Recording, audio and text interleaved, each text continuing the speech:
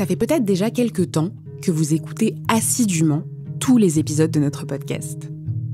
On y a parlé du trac, de la frustration, du syndrome de l'imposteur. On a évoqué des dizaines d'émotions différentes. Mais est-ce que vous avez déjà pensé à l'absence d'émotions ? Est-ce que ça vous est déjà arrivé de ne rien ressentir du tout ? Ou de vous retrouver face à quelqu'un qui, dans une situation joyeuse par exemple, n'arrivait plus à être heureux, à rire ou à éprouver du plaisir.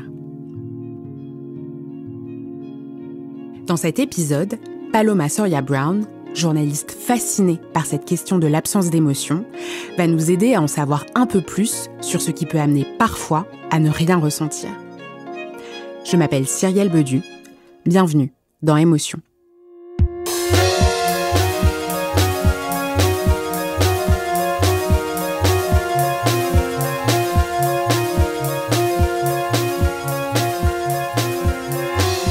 Il faut que je vous avoue quelque chose à propos de moi.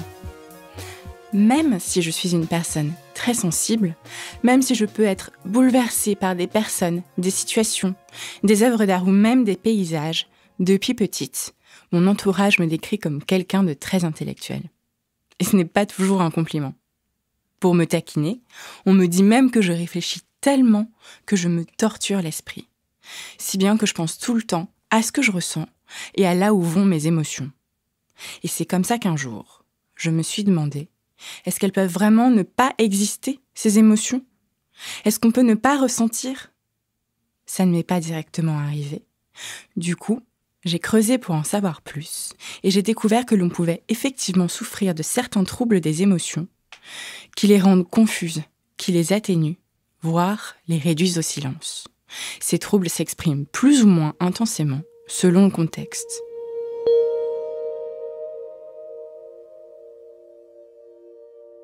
Il se trouve que c'est une position dans laquelle s'est trouvée Mylène.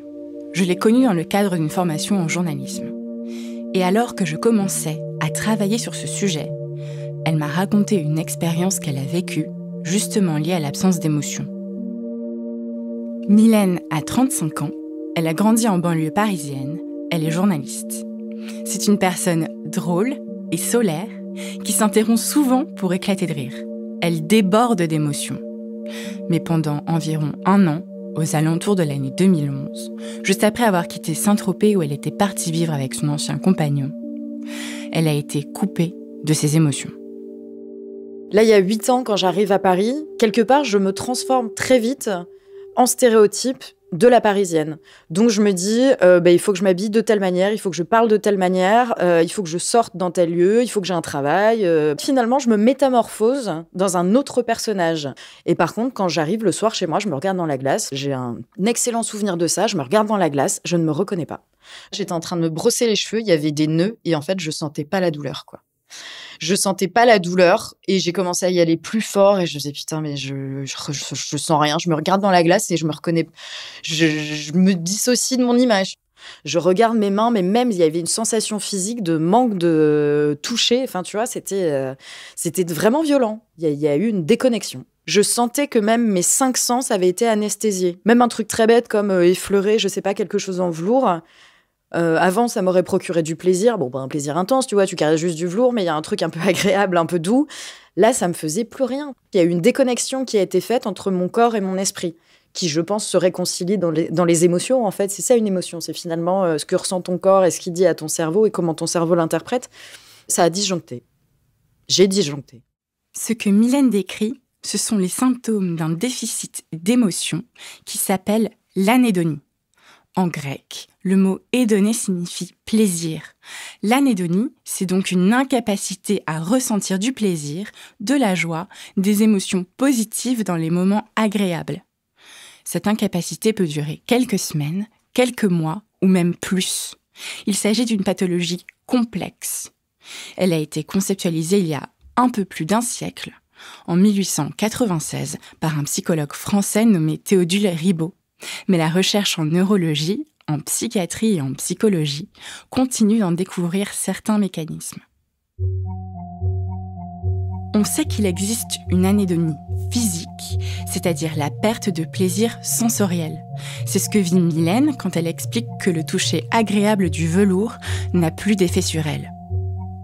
Et puis, il y a une autre forme de ce phénomène, l'anédonie sociale.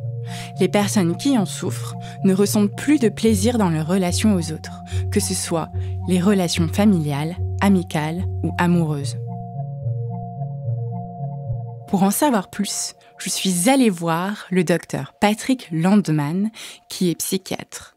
Il est aussi psychanalyste et son cabinet parisien ressemble exactement à ceux des films. Des fauteuils en velours moelleux, un canapé, évidemment, et des montagnes de livres. Il a écrit plusieurs ouvrages sur le mécanisme du refoulement. Il y a des états, moi je vous parle d'un point de vue médical, bien sûr, il y a des états, d'un point de vue psychiatrique, qui sont des états d'anédonie, c'est-à-dire où les gens ne ressentent plus le plaisir, et c'est souvent des états qui sont qualifiés de dépressifs, même s'ils ne sont pas toujours diagnostiqués ou médicalisés. Il y a des degrés. Il y a des gens qui sont indifférents à des choses auxquelles on doit être indifférent, où ils étaient trop préoccupés ou trop concernés. Mais il y a parfois des états où effectivement là on tombe dans quelque chose qui est un excès d'indifférence, c'est-à-dire que plus rien ne les touche, plus rien ne les concerne. Quand on parle d'anédonie, c'est vraiment un état quasiment pathologique. Dans cet état, décrit par le docteur Landman, on ne ressent plus le plaisir, mais on ne ressent plus le déplaisir non plus.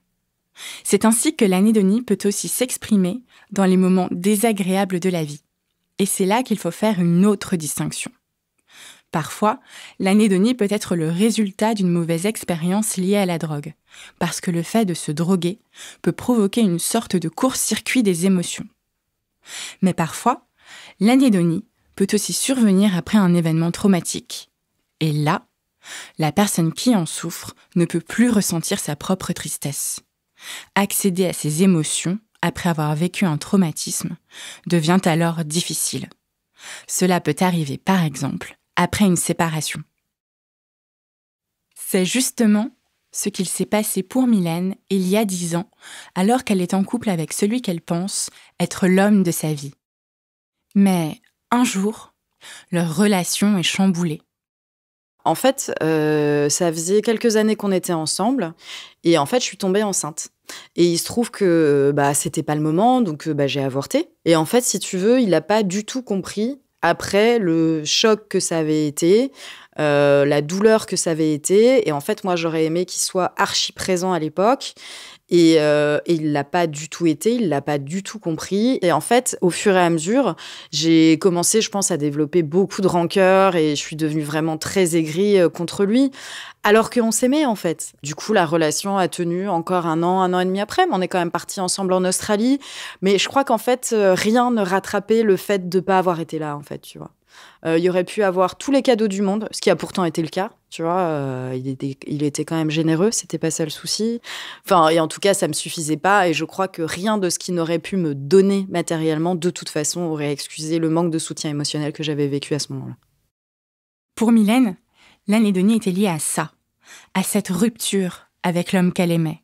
C'est donc là-dessus, sur la rupture, qu'elle a mis l'accent quand je l'ai interviewée la première fois. Et puis, en réécoutant l'interview, je me suis dit, ce n'est pas la rupture le problème, ça ne colle pas, il y a autre chose. Je sentais quelque chose d'un peu décalé dans son discours. Je l'ai rappelée, elle m'a dit pareil, qu'elle s'était rendue compte, elle aussi, qu'il manquait un élément essentiel à son récit. Je suis donc retournée la voir, sur son lieu de travail cette fois, pour qu'elle m'en dise plus et comprendre ce qui l'a vraiment coupé de ses émotions. Un traumatisme antérieur à la rupture.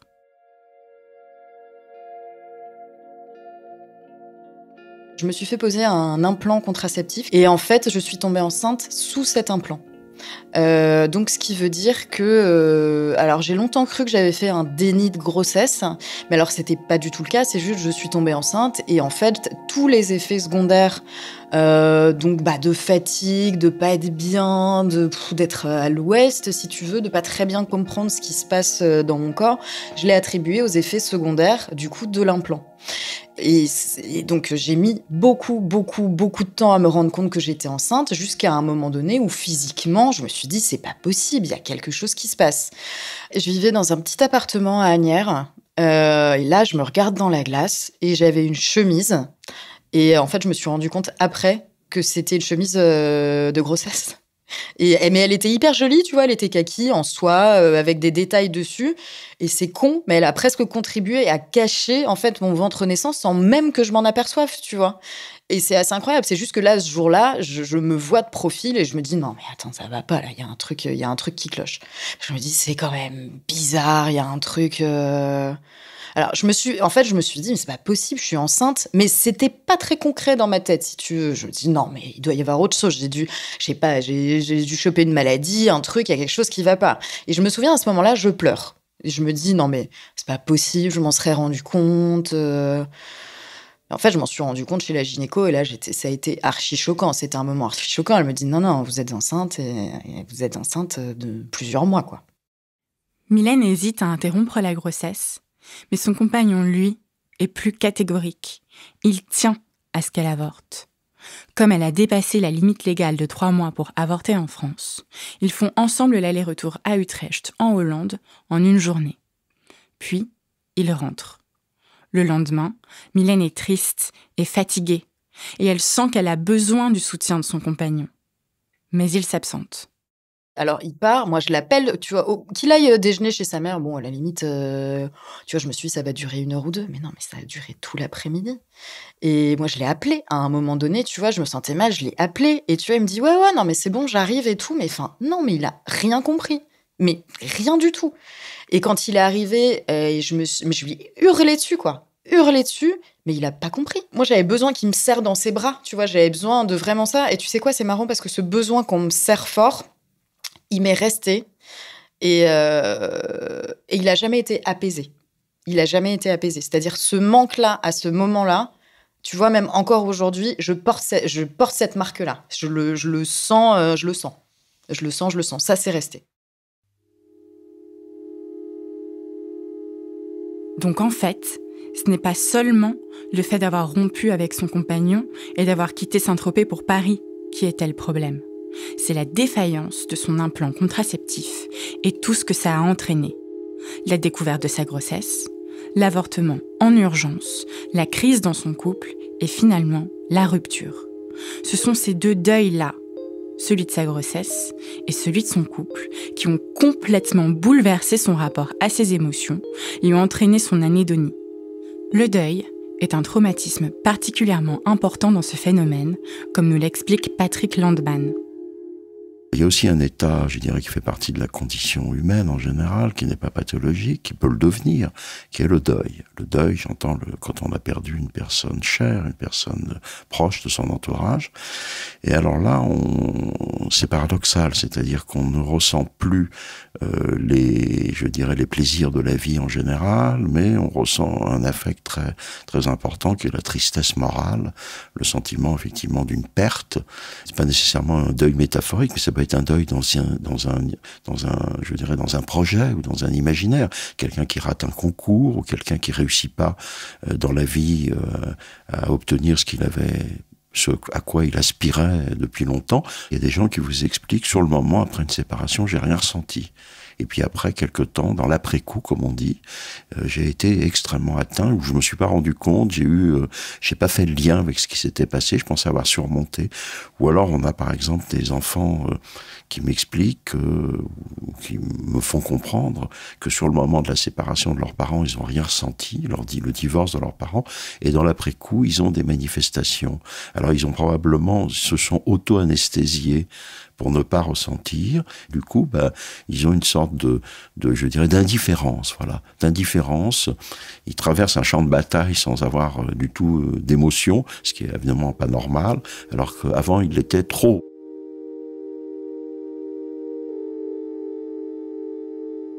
Cet événement traumatique, c'est le champ de bataille de Mylène. Et elle l'a traversé pendant 1 an en restant stoïque. Non seulement elle ne pleurait pas, mais la douleur et le plaisir lui semblaient très lointains. C'est ce qui s'est notamment produit quand elle explique avoir eu l'impression que ses sens, et surtout son toucher, étaient absents. Mais cette impression est trompeuse. Ce n'est pas parce qu'on croit ne rien ressentir pendant un certain temps que nos émotions ont disparu. En réalité, dans l'anédonie, il s'opère un double mécanisme de déni. D'abord, celui de la dimension traumatique de l'événement lui-même. Dans le cas de Mylène, c'est le déni du caractère traumatique de la grossesse et de l'avortement en urgence et du manque de soutien de son compagnon. Ensuite, le déni des émotions associées à cet événement. Quand par exemple, Mylène ne voulait pas s'avouer qu'elle souffrait pour ne pas avoir à repenser aux suites de son avortement. Le docteur Christine Barrois est psychiatre. Elle pratique la thérapie cognitivo-comportementale. Et selon elle, cette nuance entre le déni des émotions et leur véritable absence est fondamentale. Je crains que ce soit pas possible de ne rien ressentir. Je pense que les émotions, on apprend peut-être à soit les supprimer, soit les masquer, soit ne pas les montrer. Mais ne pas ressentir d'émotions, je ne pense pas que ça puisse exister. Ne serait-ce que parce que dans l'évolution phylogénétique, il y a 3 émotions négatives qui nous ont servi dans la survie. L'évolution phylogénétique est une notion qui vient de la biologie et qui remonte aux découvertes de Charles Darwin à la fin du XIXe siècle. En phylogénétique, on étudie la généalogie et les modifications génétiques des organismes vivants au cours de l'évolution, et donc les liens de parenté entre les espèces. Le docteur Christine Barrois se sert de cette notion pour expliquer qu'au fil de l'évolution, nous avons toujours ressenti et que les émotions nous ont aidés à survivre. Il y a la peur qui sert à nous dire « sors de là, tu es en danger ». La colère qui sert à nous dire « celui qui est en face de toi ne te respecte pas ». Et la tristesse qui sert à nous dire « tu viens de perdre quelque chose ou tu vas perdre quelque chose ». Donc j'ai des doutes sur le fait qu'on ne puisse pas ressentir. Je pense qu'on peut les masquer, mais certainement pas ne pas les ressentir. Donc qu'est-ce qui se passe quand quelqu'un dit ne rien ressentir ou ressentir une sorte de vide? Qu'est-ce qui se produit réellement en lui ou en elle? Je pense que c'est un déni. Alors le déni, c'est une description un vocabulaire qui est emprunté à la psychanalyse, qui dit que finalement, pour ne pas voir la réalité, on essaye d'en voir une autre. En thérapie cognitive et comportementale, on dit plutôt que c'est un évitement, c'est-à-dire qu'on évite d'adresser la chose directement en contournant. Alors est-ce que c'est l'un ou l'autre?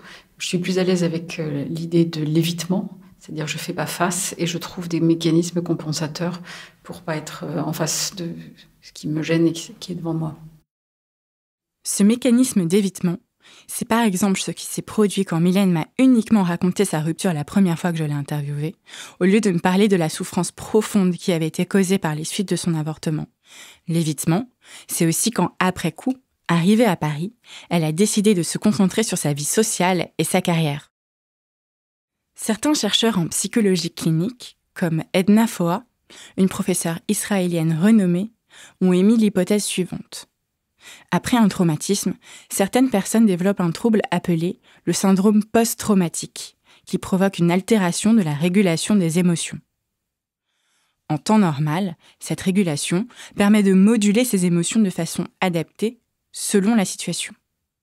Dans le cadre du syndrome post-traumatique, les souvenirs et les émotions liées au traumatisme sont plus difficiles à réguler. C'est pour ça que l'évitement se met en place. C'est une sorte de stratégie de survie. Même si Mylène ne connaissait pas à l'époque le terme d'anédonie, elle se rendait bien compte que ses émotions étaient dérégulées, qu'elle ne ressentait plus ses émotions comme avant. J'avais eu quand même 26 années tellement heureuses que j'arrivais à comprendre que... Et puis j'avais ressenti des choses avant ça. J'avais été, tu vois, dans l'exaltation. Je suis hypersensible, j'ai des sens archi affûtés, j'ai beaucoup voyagé, j'ai rencontré plein de types de personnes. Je savais que la vie, c'était beau. Donc en fait, quand j'ai traversé cette période, je me dis, je pense qu'à un moment donné, il y a eu une erreur de scénario parce que là, ça va pas du tout. Là, ça va pas du tout. Ça ressemble pas du tout à ce que la vie doit être. Mylène a l'impression qu'il y a comme une erreur. C'est la limite du mécanisme d'évitement. Même si elle nie sa souffrance et que du coup, elle ne ressent pas, il reste quand même quelque chose à l'intérieur d'elle. Le docteur Landman nous décrit ce que c'est, et pour cela, il fait une distinction importante, celle entre l'affect et l'émotion. L'affect principal, c'est l'angoisse, c'est-à-dire c'est quelque chose qu'on ressent. L'émotion, c'est aussi quelque chose qu'on ressent, mais c'est quelque chose qui nous bouge. On est affecté mais en même temps on est bougé. Dans l'émotion, il y a le mot motion, enfin qui est en anglais motion, qui est effectivement le mouvement, alors que angoisse, par exemple, dans l'affect, c'est plus général, quoi, l'affect. Mais par exemple, l'état amoureux, c'est un affect. La haine aussi, c'est un affect. Ça s'accompagne d'émotions, mais c'est pas la même chose. C'est-à-dire que c'est plus global, l'affect, si vous voulez. L'émotion, c'est pas lié, c'est plutôt relié à l'idée d'un mouvement. Donc c'est pour ça qu'on peut être coupé de ses émotions, mais quand même ressentir un affect comme l'angoisse. Exactement. On est bloqué du côté de l'émotion, on bouge plus. Alors ce qui devrait nous bouger nous bouge plus, devrait nous faire nous mouvoir psychiquement, j'entends, ne le fait plus. Par contre, on éprouve de l'angoisse parce que l'affect est toujours là. Et ce qui est souvent soit excessif, à ce moment-là c'est douloureux, soit c'est bienvenu, parce qu'il y a des fois où il faut effectivement être... si on n'a pas d'émotion, moi si on a de l'angoisse, ça nous réveille. Voilà, c'est un signal d'alarme, un peu comme une sonnette d'alarme. C'est grâce à l'affect que les gens qui ne ressentent plus peuvent quand même avoir une représentation de ce qui leur arrive. L'affect leur sert d'indice. Ils ont une sorte de recul par rapport à ce qu'ils vivent. Ça arrive. Et c'est souvent un témoignage que j'ai entendu. J'aurais dû ressentir quelque chose, je ne le ressentais pas. C'est-à-dire qu'ils sont coupés de leur corps, en quelque sorte, ou de leur, comme quelqu'un qui se verrait vivre, et qui serait dans une sorte d'espace contemplatif. Là, c'est plutôt un espace sensitif, mais aussi contemplatif. C'est-à-dire qu'ils disent, tiens, c'est marrant, je ressens pas, alors que je devrais ressentir, ça m'a fait drôle, ou ça peut aller jusqu'à la panique de ne pas ressentir quelque chose qui, normalement, aurait dû les affecter. On a des moments de division de la conscience. On a des moments où la conscience est parcellaire. Il y a des moments où il y a des zones dans la conscience qui fait que on ressent pas et on comprend qu'on ne ressent pas. Donc, c'est pas simplement un tout ou rien. Les émotions ont donc une fonction essentielle, la survie. Elles nous servent de boussole, elles nous aident à nous orienter et à nous motiver à agir, à prendre soin de nous ou à communiquer avec notre entourage. C'est aussi un signal d'alerte. Je veux dire, c'est la preuve qu'on est vivant, c'est la preuve qu'on est en relation avec les autres, et que si on ressent ni de l'amour, ni de la haine, ni de l'intérêt, etc., on est un peu comme, je dirais, quelqu'un qui fait le mort. Et c'est quand même pas une situation enviable. Être trop indifférent, ça amène parfois des effets secondaires, en quelque sorte, qui sont nuisibles, comme par exemple ne pas se préoccuper d'un certain nombre de choses dont on doit se préoccuper. C'est pour cette raison que sans l'accès à ses émotions, on peut être coupé de tout un pan de son rapport à soi et aux autres. Et ça modifie complètement la perception qu'on a de la vie. C'est le cas de Mylène, qui a l'impression que rien ne peut s'améliorer. Et ses proches ne savent pas comment l'aider. Je pense que ça n'a pas toujours été facile pour mes proches, que ce soit ma famille ou mes amis. Mais à cette époque-là, moi, j'étais incapable d'entendre quoi que ce soit. Tu sais pas où t'as mal, tu sais pas pourquoi t'as mal, tu sais pas où t'as mal. T'as pas de place disponible pour entendre quelque chose qui va faire dévier ta version des choses, en fait. C'est un peu le ressort de la motivation qui est cassé, et pas forcément, si vous voulez, au sens de l'émotion qui soit complètement coupée. En fait, le mécanisme, il est cognitif. C'est ce qu'on appelle l'impuissance apprise de Martin Seligman. Martin Seligman est un chercheur en psychologie américain. Il découvre le mécanisme de l'impuissance apprise en 1975. À force de constater qu'on n'a pas de contrôle sur une situation, que nos actions sont sans effet, on se démotive. Et cette démotivation se transforme en apathie, en déprime. On devient résigné. C'est-à-dire que, en fait, la dépression est modélisée de la manière suivante. C'est-à-dire que j'essaye une fois, j'essaye une deuxième fois, j'essaye plus. Je suis démotivée. Donc, tout était un peu à quoi bon ? À quoi bon, me laver, prendre soin de moi ? À quoi bon, ça ne sert ? Il n'y a plus une finalité à ça, puisque moi, j'ai majoré dans ma tête avec des schémas cognitifs qui sont devenus négatifs. J'ai amplifié le négatif, je l'ai majoré, je l'ai surgénéralisé. Donc, à quoi bon ? Pendant 1 an, Mylène est donc résignée au niveau émotionnel. Mais sur le plan professionnel, sa carrière prend un tournant positif. C'est comme ça qu'elle retrouve petit à petit de la motivation. Et grâce à ce nouvel élan, ses émotions commencent à remonter à la surface.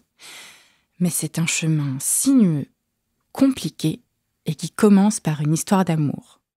On est en 2016, et 5 ans après la rupture brutale qui a bouleversé sa vie, Mylène, sans l'avoir cherché, rencontre un nouvel homme. Avant lui, elle a eu d'autres histoires, mais elle n'est pas encore retombée amoureuse. Et dès le soir de leur rencontre, tout change. On était dans une petite rue à Montmartre, dans un petit bar dont j'ai oublié le nom. C'était l'anniversaire d'une amie. Et il se trouve que je vais fumer. Il pleuvait ce jour-là. Et il s'est passé quoi ? Il s'est passé que je suis sortie fumer une cigarette et du coup j'étais sous mon parapluie. Et lui aussi, et du coup il a atterri sous mon parapluie. On fume ensemble et on finit par s'embrasser. Il embrasse très bien. Ça par contre je me souviens, il embrasse très très bien. On avait une connexion, un truc très physique. On dort ensemble, on se réveille. Et on va faire un tour dans les passages des grands boulevards et tout, et on va boire un café. Et là, il me dit que qu'il vient de se séparer, que c'est dur, et qu'il n'avait pas pensé qu'il lui arriverait quelque chose comme ça là tout de suite. Et je me souviens qu'à ce moment-là, je lui dis « je t'aime bien ». Et il me répond « je t'aime bien, Mylène ». Et je crois que là, j'étais déjà là, vraiment, j'étais déjà amoureuse, tu vois. Ça faisait même pas 24 heures qu'on se connaissait. Mais je sais que lui aussi, en fait, c'est ça qui est fou, hein. Ça nous a terrassés tous les deux. Ça a été un coup de foudre. Mais un truc terrassant, voilà. Et où j'ai compris pourquoi on disait coup de foudre. Je me suis faite foudroyer. Mylène a donc perdu l'accès à ses émotions après une peine d'amour. Et c'est avec l'amour qu'elle a eu de nouveau la possibilité de ressentir pleinement. Pour Christine Barrois, ce phénomène n'est pas étonnant. S'il y a une volonté d'accéder à des émotions positives, voilà, qu'est-ce qui me fait plaisir, qu'est-ce qui me fait du bien ? Et de les expérimenter, finalement, est-ce que je peux ressentir quelque chose dans la physiologie ? Et aussi, cette physiologie, qu'est-ce qu'elle me dit de moi ? Moi, je pense que ça peut aider de se dire, voilà, tiens, j'ai ressenti quelque chose de positif, j'ai ressenti une émotion positive, je ressens de l'attachement, je ressens quelque chose qui me pousse à être en relation avec quelqu'un. Je pense qu'effectivement, ça ouvre en plus, c'est pas désagréable de tomber amoureux. Donc, je pense que c'est un émoi qui peut justement faire peut-être un peu moins peur vis-à-vis des autres. J'ai donc demandé à Mylène à quoi ressemblait cette première relation sérieuse, après n'avoir pas ressenti pendant longtemps. Elle m'a dit qu'elle était dans le trouble permanent, qu'elle n'arrivait plus à distinguer ses émotions. À ce stade, Mylène n'est plus concernée par l'anédonie. Elle souffre d'un autre trouble lié aux émotions. L'alexithymie. L'alexithymie est un mot qui a été inventé en 1972 par le psychiatre grec Peter Sifneos. En grec, a sert de préfixe privatif, c'est-à-dire qu'il permet d'indiquer l'absence de quelque chose.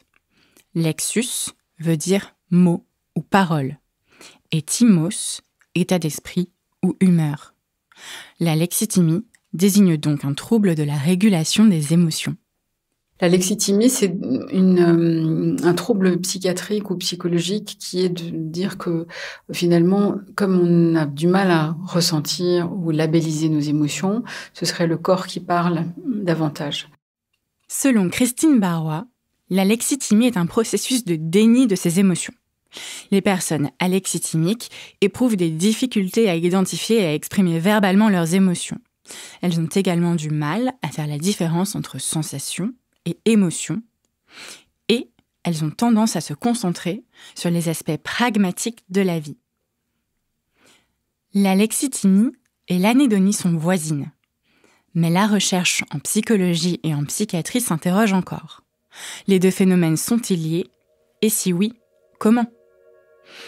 Est-ce qu'on n'arrive pas à identifier nos émotions parce qu'elles sont atténuées, voire complètement réprimées ? Ou est-ce que c'est l'inverse ? Est-ce que c'est parce que les émotions ont été réduites au silence qu'on n'arrive plus à les repérer ? Mylène est amoureuse. Et pourtant, elle n'est pas tranquille. Elle ressent de la suspicion. Elle a l'impression que son nouveau compagnon n'est pas complètement engagé dans leur relation. Mais elle n'accepte pas cette émotion-là et poursuit leur histoire. Elle et son compagnon décident d'emménager ensemble, jusqu'au jour où, à la signature du bail, cette suspicion la rattrape. Et en fait, il s'est passé un truc à la fois et extrêmement drôle et extrêmement dramatique. C'est qu'au moment de signer cet appartement, ça faisait 1 an et demi qu'on était ensemble. Et donc, on va déjeuner, un peu pour fêter ça. Et en fait, du coup, le mec me dit, en fait, ça va trop vite pour moi. Et là, en fait, si tu veux, je crois que ça a été un peu la goutte d'eau qui a fait déborder le vase. C'est-à-dire que là, j'ai encore moins compris ce qui se passait. C'est-à-dire, j'étais tellement sous le choc, je me suis dit, mais c'est pas possible, c'est une blague, en fait. Ou alors, il aurait pu le dire il y a 1h15, ça aurait été quand même plus pratique pour tout le monde. Et là, après des années à ne pas ressentir, après des années d'anédonie, puis d'alexithymie, Mylène se retrouve submergée par ses émotions. Elle implose. Là, vraiment, j'étais dans un état de souffrance qui était beaucoup trop grand pour moi. Et là, vraiment, tu vois, j'ai ce souvenir de moi dans mon lit, donc dans cet appartement. Je pleurais, mais vraiment, je n'en pouvais plus de tristesse et de souffrance. Et là, la boîte de Pandore s'est ouverte, en fait. Mais littéralement, je l'ai vue s'ouvrir et je n'ai vu que du noir sortir, quoi. Donc, que de la tristesse, que de la douleur de ces dernières années donc d'avant, où en fait, finalement, à force de pas avoir exprimé ma tristesse ou mes sentiments sur d'autres sujets, donc ma rupture il y a 8 ans, le drame qui nous était arrivé, la souffrance de pas forcément avoir la vie à laquelle j'avais pensé pour moi, en fait, il y a eu un trop-plein. Mylène exprime enfin la tristesse qu'elle avait contenue. Mais à côté de cet affect, elle a du mal à mettre le doigt sur l'émotion qui la hante, et ça la bloque. Je comprenais juste que j'avais mal, donc si tu veux, à part l'insulter mentalement, envoyer son... Non, c'est un truc que j'ai fait ça. À part balancer son yucca du 4e étage, si tu veux. Un yucca, c'est une plante d'intérieur exotique. Voilà, où dans un accès, tu vois, de colère, de peine, le seul truc qui me restait de lui dans cet appartement, c'était le yucca, qui était moche d'ailleurs, de toute façon, que j'ai balancé par la fenêtre du 4e, quoi. Et ouais, non, je savais pas. Ouais, tu vois, même aujourd'hui, c'est difficile de te répondre parce que pendant 6 mois, j'ai pas vraiment su. Et puis, d'un coup, Mylène comprend. Ce qu'elle ressent, c'est de l'humiliation. C'est en parlant avec une collègue à l'époque avec qui on a déjeuné, et je l'ai énormément remerciée après ça. Elle m'a dit, mais tu sais, Mylène, t'as le droit de te sentir humiliée, en fait. Ce qui t'est arrivé, c'est humiliant. À partir du moment où, tu vois, j'avais compris que je me sentais humiliée, j'ai pu avancer. Parce qu'en plus, je me suis dit, mais imagine si je dis à mes amis que je me suis sentie humiliée, mais c'est la honte totale. Alors que mes amis, mais jamais ils se sont dit, mais Mylène, c'est trop la honte. Eux, ils se sont dit, mais à quel moment quelqu'un fait ça ? Et en fait, alors, eux, comme ils m'ont vu vivre le truc, ils étaient catastrophés. Ça a été une période assez intense où j'étais en psychothérapie. De toute façon, je vois pas comment j'aurais fait autrement, parce que là, je m'en sortais pas, quoi. Toute seule, je m'en sortais pas. Je faisais bonne figure à l'extérieur, mais en vrai, j'en menais quand même pas large. J'ai commencé à pouvoir ne serait-ce que pleurer. Ce qui n'avait pas été le cas, tu vois, parce que les 2 années dont je te parle, là où j'ai été anesthésiée, mais je pleurais pas, en fait. Je pleurais pas. Je rigolais pas trop non plus, d'ailleurs, mais je pleurais pas. Et donc, je pense que la première chose que j'ai faite, à partir du moment où j'ai ressenti un truc, ça a été de pleurer, mais de pleurer beaucoup, tu vois. Pleurer des années de malheur que j'avais pas pleuré avant, quoi. En mettant des mots sur ses émotions, Mylène se libère d'un poids. Ce n'est pas qu'elle ne ressentait absolument rien, ni que ses émotions avaient disparu. C'est plutôt comme si elles avaient été contenues sous une chape de plomb ou bien masquées par un brouillard épais. Un brouillard formé depuis de longues années, bien avant son déménagement à Paris. Vous vous souvenez quand le docteur Christine Barrois a expliqué que le fait de nier ses émotions est un mécanisme de défense ?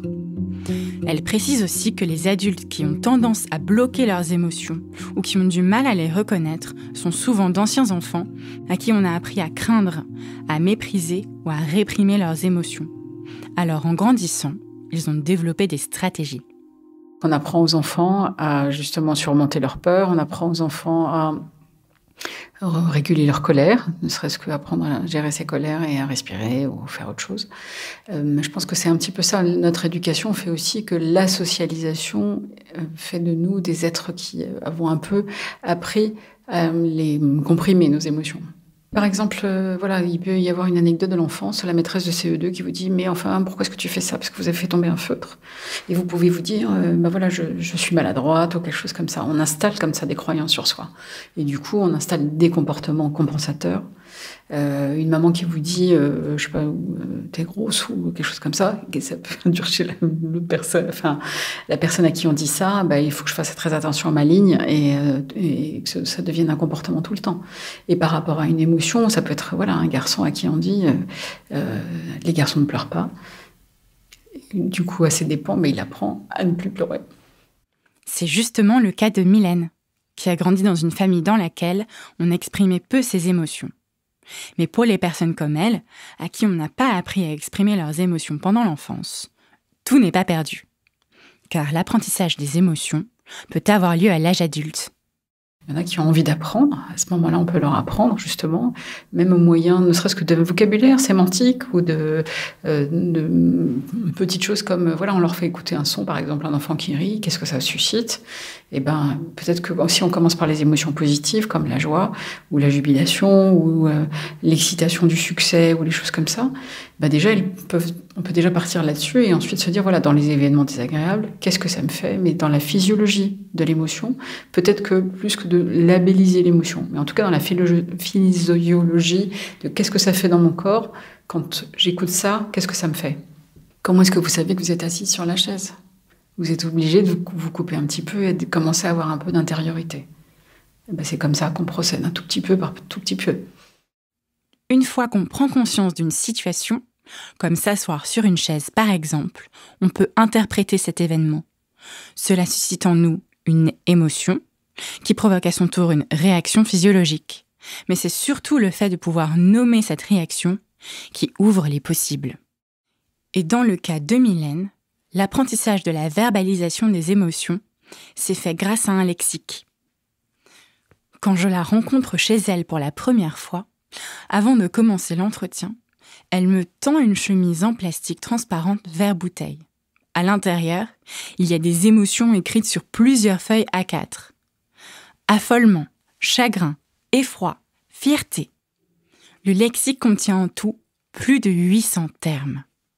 En fait, c'est un peu comme si, tu vois, on te donne des clés et on te dit, tu vois, la vie, finalement, t'as pas que 2 outils pour y arriver, mais t'en as plein d'autres. Un peu comme on exercerait un muscle, avoir à portée de main un outil qui montre l'immense variété des émotions stimule la capacité à les exprimer de façon spécifique. C'est ce qu'on appelle la granularité émotionnelle.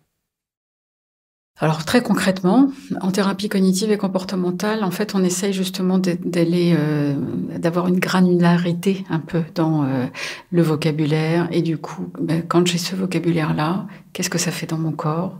Quand il y a tel événement, et vraiment de le serrer, même ses devoirs à la maison. Hein. Il y a ses papiers-crayons, avec un événement, avec qu'est-ce que je me suis dit pour ressentir ça, qu'est-ce que ça peut être l'émotion à prendre dans une liste, et puis ensuite, la physiologie, qu'est-ce que ça dit de moi dans la physiologie ? Alors, est-ce que j'ai des petites bulles ? Est-ce que j'ai un flush vers le haut du corps ? Est-ce que je sens des papillons dans le ventre si je vois mon amoureux ? Parce que quand il y a du désir, on est un peu gêné ou un peu, au contraire, presque gelé. Enfin, freeze, c'est le mot anglais qui me vient. Il y a différentes choses comme ça qu'on peut un peu labelliser. Et on fait des devoirs à la maison un peu de manière très concrète. Pour ne pas seulement arriver à verbaliser ses émotions, mais savoir aussi qu'elles ont été réprimées, mettre un mot sur le trouble dont on a été atteint peut jouer un rôle important. C'est pour ça qu'en 2016, quand Mylène découvre par hasard le terme alexithymie dont on a parlé tout à l'heure, elle ressent un grand soulagement. Et progressivement, ses émotions gagnent en nuances. La douleur, petit à petit, a fini par se résorber. Elle a fini par se résorber parce que j'ai pu aussi j'ai pu mettre un sens, j'ai pu enfin, en fait, finalement, alors avant de trouver un sens, j'ai déjà pu mettre un mot sur ce que je ressentais. Donc, le fait de réussir à bien nommer les choses, bizarrement, ça a commencé à m'apaiser. Bon, ça a commencé très blanc et noir, c'est-à-dire je suis heureuse, je suis très très malheureuse. Voilà. Mais c'était déjà un bon début. Et puis après, en ce moment, je me sens pas bien, je me sens épuisée, je me sens exténuée. Et puis petit à petit, je me sens que fatiguée. Je suis plus dans la haine, je suis dans la colère. Je suis plus dans la colère, je suis dans l'agacement. Je suis plus dans l'agacement, je suis dans l'étonnement. Et puis une fois, tu vois que tu commences à re-escalader un peu les marches une à une et que tu recommences à trouver une espèce de... Alors, encéphalogramme plat, honnêtement, non. Mais une fois que tu recommences à retrouver quand même des moments où il commence à y avoir du plaisir, où tu te réconcilies un peu avec toi-même, à partir de ce moment-là, tu peux commencer à mettre du sens sur ce qui t'est arrivé. C'est le premier pas. On nomme, donc on se reconnaît, on n'a pas l'impression d'avoir été à éprouver quelque chose que les autres n'éprouvent pas, on se sent, c'est quelque chose qui existe, c'est quelque chose qui est nommé, donc qui peut entrer dans un discours entre guillemets médical, scientifique ou partagé. On peut aller dans les forums, on peut aller sur Internet, il y a des gens qui ont éprouvé la même chose, ça donne un sentiment quand même de socialité, justement par rapport à quelqu'un qui a été dans sa bulle, ça peut être un moment très important. Après, ça dépend de chacun.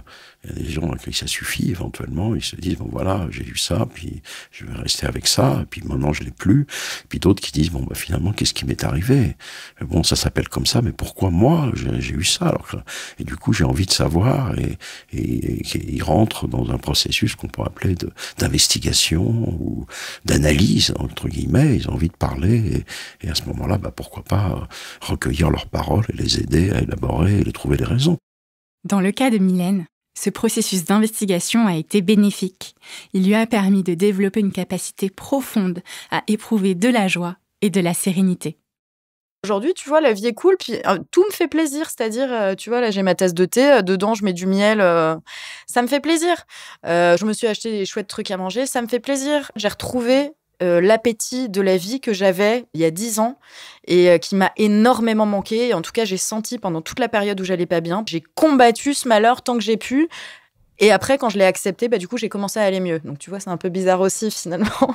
Mais ouais, voilà, j'ai retrouvé cette soif de vie qui m'avait manqué, mais une soif de vie apaisée et une soif de vie où j'ai atteint mes limites. L'absence d'émotions qui caractérise l'anédonie et l'alexithymie ne sont donc pas des phénomènes irréversibles. Comme Mylène, vous ne ressentez peut-être pas toujours comme vous avez l'impression de devoir ressentir. Ou comme moi, vous doutez peut-être parfois du nom de l'émotion que vous ressentez. Mais rassurez-vous, nous ressentons toutes et tous des émotions. Et rien ne vous empêche d'aller creuser en vous-même ou de vous rédiger une liste d'émotions pour les moments de doute.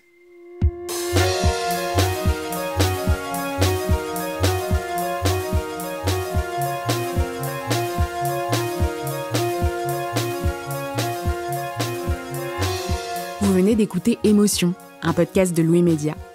Suivez-nous sur Instagram et sur Twitter @émotionpodcast. Émotion avec un S. Vous y trouverez nos recommandations de lecture sur les émotions. Maëlle Diallo, Hortense Chauvin et Wendy Lenéillon ont participé à la conception de cet épisode. Charlotte Pudlowski et moi-même étions à la rédaction en chef et à la production. Nicolas Vert a assuré la création sonore, Tristan Mazir l'enregistrement et Jean-Baptiste Aubonnet le mixage de cet épisode. Nicolas Degélis a composé la musique et Jean Mallard a réalisé l'illustration. Merci évidemment à toutes nos interlocutrices et à tous nos interlocuteurs de nous avoir accordé de leur temps. Vous pouvez retrouver leurs œuvres et leurs références sur notre site louismedia.com. Émotion, c'est un lundi sur 2, là où vous avez l'habitude d'écouter vos podcasts. iTunes, Google Podcasts, SoundCloud, Spotify ou YouTube. Vous pouvez aussi nous laisser des étoiles et nous laisser des commentaires. Et si ça vous a plu, parlez de l'émission autour de vous. Et s'il vous est arrivé une histoire forte en lien avec une émotion, n'hésitez surtout pas à nous écrire à hello@louismedia.com. À bientôt.